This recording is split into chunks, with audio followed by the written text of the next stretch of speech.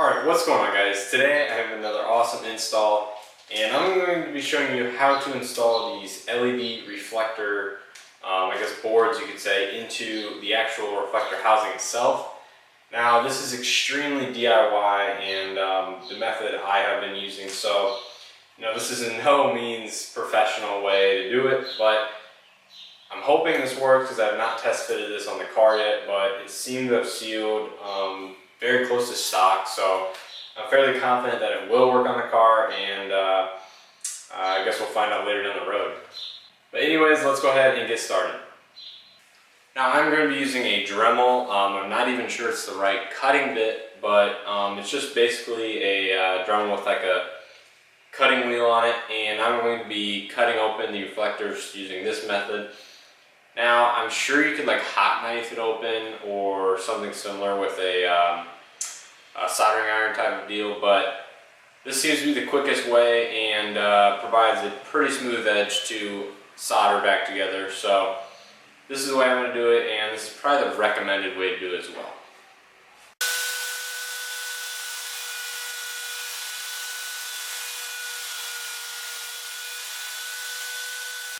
Okay, so once the reflectors are open, here's how the board is going to be sitting in mine.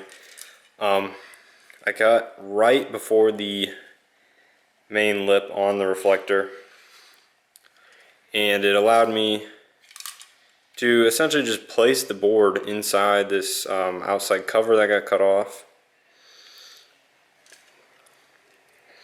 It sits pretty flush in there, and it actually holds itself in place very well. So very good fit on that side. As far as this side, to get the reflector to sit more flush than it does right now, you have to get rid of these little grooves on the reflector part itself, as well as drill holes or make room for some of the components on the back side of the board, like the chips right here, as well as the wires to pass through to the back side. So on this one, I'm going to try cutting out most of the reflector and then creating a separate hole for the wires to pass through.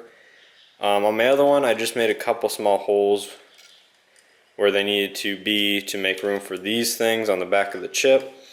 But on this one, I think I'm going to try to just cut out most of the reflector and see how it sits afterwards. So yeah, that's what I'm going to be doing here. I'll show you guys how it turns out. Alright, so now that I got the reflector cut out and it sits much more flush now, I'm going to drill a hole for the wires. So as you guys can guesstimate where the wires are going to sit, it's going to sit right around here. So I'm just going to drill a small hole with a drill bit through the back side so the wires can pass out the other side. And then I'll begin the process of resealing. So let's go ahead and do that, and I'll show you guys how it looks.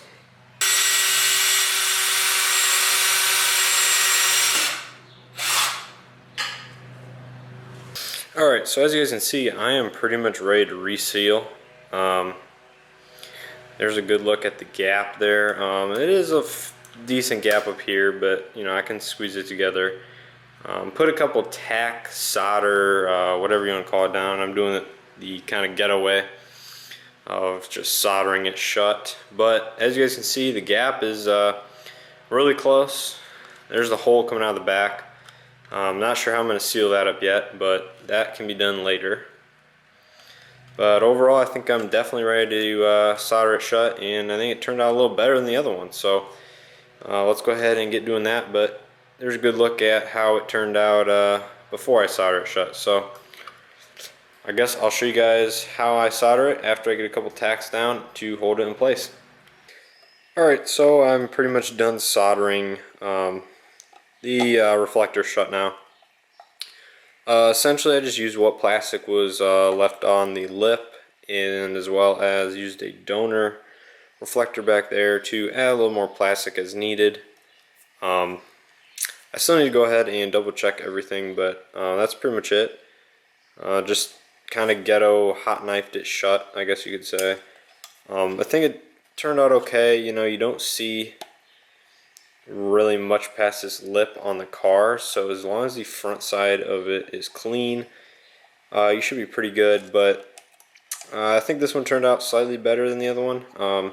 the soldering isn't as neat, I guess, as the other one on some parts, but overall I think the LEDs and everything turned out a little better than the other one. But obviously I still want to seal up both holes on both reflectors that I've done, and I'll have to extend these wires to run them to the tail light on each side. But other than that, there's not much to do. I think you do have to remove the bumper to install them, so that may or may not be a different day. I'm not sure if I feel like doing it yet. But yeah, that's pretty much all there is to it. Alright, now it's a couple days later and I'm finally getting a chance to work on these things again. So just this morning I went out and bought some 18 gauge wire. Now I talked to another member on the group who has done the kit on his car, and he used 20 gauge wire. Now I couldn't find any 20 gauge wire at the store, so 18 should be even better because it'll take more power, but 18 should work fine for what I'm doing. I'm still a little unsure how I want to connect everything up. I don't have any wiring loom right now. That can be added after the fact technically, so I think I'm just going to extend these wires coming out in the back of the reflectors today. See how that goes. Probably use 2 foot, maybe 2.5 foot extensions. That should be more than adequate. So that's pretty much what I'm going to be doing in this segment of the video. This is probably just going to be one big video in the end, so hopefully you guys like that stuff. But yeah, let's just go ahead and get on to extending these wires. Alright, so here's where I'm at now, guys. Got the wires coming out of the reflector with a butt type connector, just like this one.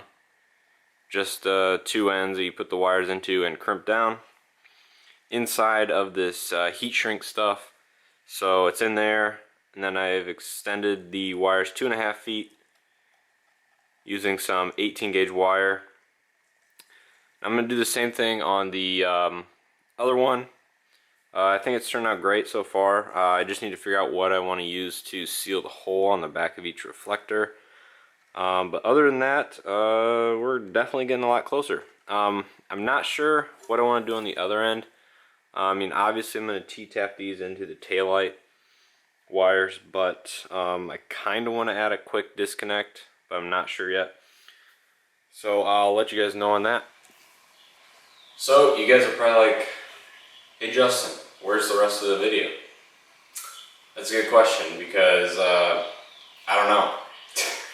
But in all honesty, the install was a little more difficult than I thought. The way I opened up the reflectors and put the LED boards inside made it so that the reflector itself didn't fit well inside the bumper. Looking at it now, I would have done it from the back side like they do pre-made. And looking at the whole project overall, I definitely would have just bought the pre-made ones for $50 more, as it just wasn't worth the pain and suffering of the iffy fitment and I guess overall work. Now, I'm still going to release this video for you guys, since there is actually some valuable information in it, I guess, on how I did the wiring and stuff. That's another thing, I don't have any of the wiring video for how to do it to the taillights, but it's really just run up to the bumper and tap it in like the LED turn signal resistors. It's the same concept, just on the taillights. So that should be easy for most of you guys that have any type of experience with that.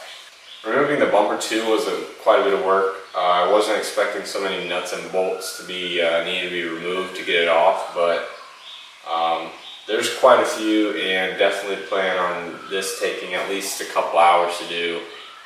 Took me a little more than that because I had to refine my edge on the soldered shut part. It was just too bumpy and too wavy, as you can see on this my old one, that it just fit right in the bumper snugly. But my new one, I had to refine the edge some, make it really smooth and very close to stock for it to get to fit in there right. That's really what took me the longest part of the install part, but looking back at it now, I just would have bought the pre-made ones. And Jeff, if you watch this, you made the better choice, my man. So I guess that's pretty much all I have to say is I highly recommend the pre-made ones from a couple sources online. They run about 150, maybe like 125 to 150 bucks. So that's definitely the route I would go if I had to do it again. Plan for it to take a couple hours. It definitely would have been easier with the pre-made ones, so 2 hours might have been about right. Other than that, it's pretty straightforward. So yeah, I'll show you guys what they look like now, and then I'll definitely insert a couple clips of them lighting up in the day and nighttime, so you guys get a look at how they, I guess, look on the car.